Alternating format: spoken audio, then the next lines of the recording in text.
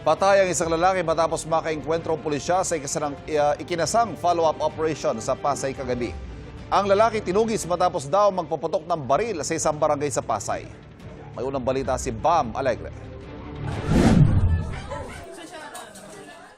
Nauwi sa madugong engkwentro ang isang police operation sa barangay 62 sa Pasay kagabi. Dead on arrival sa ospital ang lalaki na nakabarila ng pulisya. Tinamaan siya sa kanang dibdib.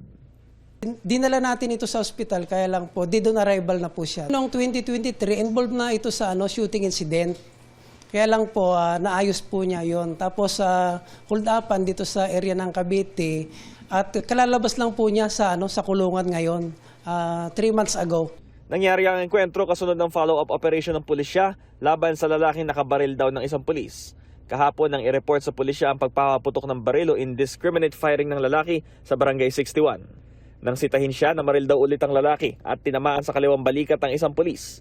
Isinugod sa Pasay City General Hospital ang pulis at maayos na ang kondisyon. Nakatakas ang lalaki matapos ang insidente pero kalaunay natunto ng pulisya. Doon na nangyari ang engkwentro. Ayon sa Pasay Police, dumepensa lang sila kaya nabaril ang lalaki. Ayon sa aming pag-iimbestiga, lasing po siya.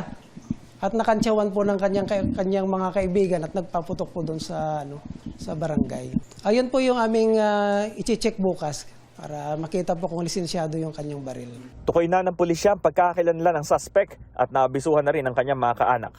Ito ang unang balita sa Pasay, Bam Alegre para sa GMA News.